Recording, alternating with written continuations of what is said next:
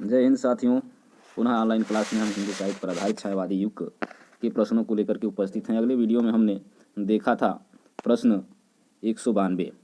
इन निम्नलिखित में से कौन सी रचना महाकाव्य नहीं है? तो पल्लव है। ये बाकी सब महाकाव्य हैं, बी, ए और सी, यानी कमायनी, प्रियवास, साकेत। अब इसके आगे के प्रश्नों को हम देखेंगे। अगले पृष्ठ पर हम चलते हैं। यहाँ पे उस प्रश्न का व्याख्या दिया गया है। प्रश्न की व्याख्या है कि पल्लव महाकाव्य नहीं है। यह 1926 में प्रकाशित सुमित्रानंद पंत का आरंभिक काव्य ग्रंथ है। कमायनी जयशंकर प्रसाद द्वारा लिखा गया महाकाव्य प्रियप्रवास अयोध्या सिंह उपाध्याय हरिऔध द्वारा लिखा गया महाकाव्य तथा साकेत मैथिली शरण गुप्त का महाकाव्य है। डॉक्टर नागेंद्र ने अपने संपादकीय ग्रंथ हिंदी साहित्य का इतिहास में पल्लव को 1928 की कृति माना है। अगला प्रश्न है कि उरांस कविता के रचयिता हैं। तो यहाँ सुमित्रानंदन पंत, यानी बी विकल्प होगा। यहाँ पे बी विकल्प सुमित्रानंद। यहाँ व्याख्या है, सुमित्रानंद पंत ने कुमायूनी में केवल एक कविता लिखा और वह कविता है बुरांस पर। कुमायूनी के प्रसिद्ध कवि हीरा सिंह राणा ने अपनी पुस्तक बुरांस में कविता देते हुए वहाँ की जीवनों का वर्णन किया है। अगला प्रश्न है, हिंदी साहित्य में महाप्राण किस कवि के लिए प्रयुक्त होता है? तो यहाँ है निराला जी। हिंदी साहित्य में महाप्राण किस कवि के लिए प्रयुक्त होता है? तो निराला जी के लिए प्रयुक्त होता है। व्याख्या यहाँ पर देखेंगे।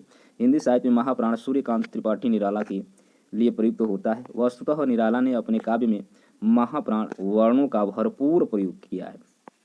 निराला जी ने स्वच्छंदतावादी विचारधारा के साथ बड़ी प्रसिद्ध गद्य रचना चतुरी चमार, बिल्ले सूर, बकरिहा आदि प्रस्तुत की है। अगला है, अन्य महत्वपूर्ण तथ्य दिया गया है। निराला जी ने अपनी विवाहिता पुत्री के निधन से विक्षुब्ध होकर सरोज स्मृति की रचना की। निराला जी ने कलकत्ता में रामकृष्ण मिशन के पत्र समन्वय का संपादन भार भी संभाला। इसके बाद मतवाला के संपादक मंडल में सम्मिलित हुए। लखनऊ में गंगा पुस्तक माला का संपादन करने के साथ सुधा की संपादकीय लिखने लगे। निराला जी की प्रमुख रचनाएं हैं अनामिका 1923, परमिल 1930, गीतिका 1936, तुलसीदास 1938, कुकुरमुत्ता, अड़िमा, नए पत्ते, बेला, अर्चना और आराधना इत्यादि। गीत गुंज इनका एक प्रमुख काव्य संकलन है। आगे है व्याख्या में, परमिल में गीत भी है और मुक्तक छंद भी मधुर भावों से अनुप्राणित प्रणय गीत है। गीत का मुख्यतः सिंगारिक रचना है। इनकी अत्यधिक समर्थ काव्य रचना राम की शक्ति पूजा और शोक गीत सरोज स्मृति है। पंचवटी प्रसंग काव्य की रचना सूर्यकांत त्रिपाठी निराला ने ही की। पंचवटी नाम की एक रचना मैथिली शरण गुप्त की भी है। अगला प्रश्न है कि गीता गुंज नामक काव्य संकलन किस कवि की रचना है?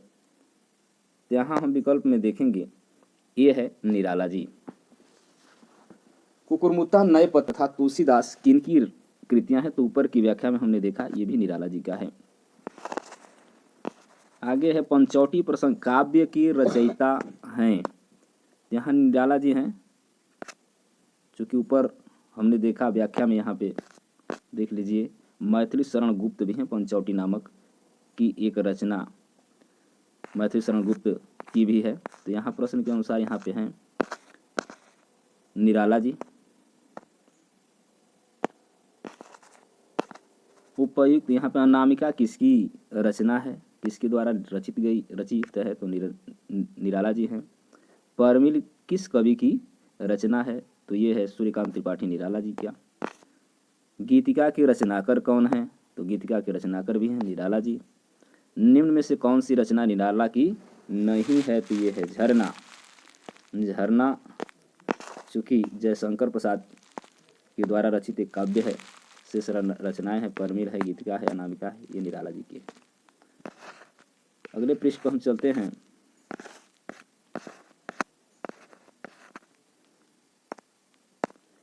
पेट पीठ दोनों मिलकर हैं एक चल रहा लकुटिया टेक, इन पंक्तियों में व्यक्त की गई है। तो यहाँ सी विकल्प है भिक्षुक वर्ग की दयनीय स्थिति की। उपयुक्त कवि काव्य पंक्तियाँ छायावादी कवि सूर्यकांत त्रिपाठी निराला द्वारा रचित भिक्षुक कविता से उद्धृत है, जिसमें भिक्षुक वर्ग की दयनीय स्थिति का वर्णन है। निराला का जन्म कहाँ हुआ था? तो निराला का जन्म बंगाल में हुआ था। स्वतंत्रतावादी विचारधारा के कवि निराला जी का जन्म 21 फरवरी 1896 को महिषादल वेदिनीपुर बंगाल नामक ग्राम में हुआ था। इनका पैतृक गृह उत्तर प्रदेश के उन्नाव जिले के गढ़ा कोला गांव में था। इनके पिता का नाम राम सहाय त्रिपाठी और पत्नी का नाम मनोरमा देवी था। 15 अक्टूबर 1961 को इलाहाबाद और प्रयागराज में इनका निधन हुआ था। कुछ पुस्तकों में इनके जन्म का वर्ष 1897 दिया गया है। साहित्यिक क्षेत्र में सर्वाधिक विरोध किसका हुआ? तो यहाँ है बी विकल्प निराला जी का। निराला को केवल व्यक्ति के रूप में ही परिस्थितियों का तीव्र विरोध नहीं सहना पड़ा, वरन कवि के रूप में भी उनका प्रबल विरोध हुआ। इसका प्रधान कारण तो उनकी मौलिकता जो कवि की दीप्त अहंकार की साहित्यिक अभिव्यक्ति है। सन 1961 में जूही की कली का प्रकाशन उस युग के साहित्य चेताओं के लिए एक चुनौती बनकर सामने आया। उसमें व्यक्त प्रणय केली के चित्र और मुक्त छंद का शक्तिशाली शिल्प दोनों ही तत्कालीन मान्यताओं से मेल नहीं खाते थे। किंतु निराला अपनी धुन के पक्के और फक्कड़ स्वभाव के व्यक्ति थे, इसलिए उन्होंने सबकी उपेक्षा की। उनके काव्य में आरंभ से ही विविधता के दर्शन होते हैं। अगला प्रश्न है कि वह उस शाखा का वन विहंग उड़ गया मुक्त नभ निरस्तरंग पंक्तियाँ किस छायावादी कवि की हैं? तो यहाँ भी विकल्प डी सही है, सूर्यकांत त्रिपाठी निराला। उपर्युक्त काव्य पंक्तियों के रचयिता छायावादी कवि सूर्यकांत त्रिपाठी निराला को महाप्राण वर्णों का अधिक प्रयोग करने के कारण महाप्राण निराला भी कहा जाता है। अगला प्रश्न है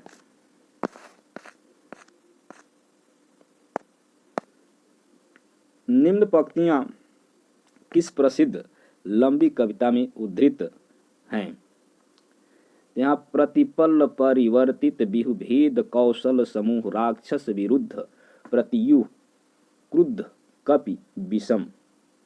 यहाँ विकल्प ये है राम की शक्ति पूजा, जिसको निराला जी ने लिखा है। यहाँ व्याख्या हम देखेंगे। उपयुक्त पंक्ति निराला के द्वारा रचित राम की शक्ति पूजा से अवतरित है। इसमें कवि ने राम रावण युद्ध का वर्णन करते हुए धर्म अधर्म की शाश्वत संघर्ष का चित्रण किया है। राम धर्म के प्रतीक हैं, रावण अधर्म का। राम की शक्ति पूजा की रचना 1936 ईस्वी में प्रकाशित हुई। निराला की लंबी रचना कविता है राम की शक्ति पूजा, सरोज स्मृति, बादल राग, तुलसीदास कुकुरमुत्ता। निराला के उपन्यास अप्सरा, अलका, प्रभावती, निरूपमा, उच्च श्रृंखला, काले करनामे। निराला के निबंध संग्रह हैं प्रबंध परिचय, प्रबंध प्रतिभा, बंग भाषा का उच्चारण, प्रबंध पद्य, प्रबंध प्रतिमा, चाबुक, चयन, संघर्ष आदि हैं। निराला के अनुवाद हैं आनंदमठ, विश्व विकर्ष, कृष्णकांत का विल, कपाल कुंडला, दुर्गेश नंदिनी, राज रानी, देवी चौधरानी, चंद्रशेखर रजनी, श्री रामकृष्ण वचनामृत, भारत में विवेकानंद, राजयोग। अगला प्रश्न है, राम की शक्ति पूजा का प्रकाशन वर्ष है। तो यहाँ बी विकल्प सही है, 1936।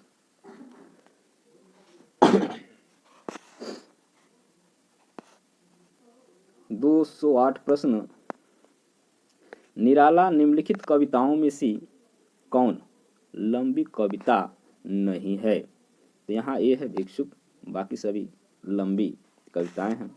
निराला की बादल राग कविता का संबंध है। तो यहाँ डी है प्रकृति के सौंदर्य से। व्याख्या है, निराला की बादल राग कविता परमिल से अवतरित है। यह वातावरण प्रधान रचना है। कवि ने इस कविता के माध्यम से प्रकृति की कठोर रूप का चित्रण किया है। इसमें मुख्यतः ध्वनि, नाद, रूपक के माध्यम से अगले पृष्ठ पे इसकी व्याख्या को देख लेते हैं। युद्ध और विप्लव का रचनात्मक वातावरण तैयार किया है। रचनात्मकता की ही उसकी अंतर्दृष्टि है। विधवा, दीन, भिक्षुक में सहने के माध्यम से जिस करुणा का सृजन किया गया है वह बादल राग में गर्जन, तर्जन, विप्लव और प्रहार में बदल गई। इसी आधार पर निराला की बादल राग कविता का संबंध प्रकृति के सौंदर्य से भी है। तो आज के लिए बस इतना ही।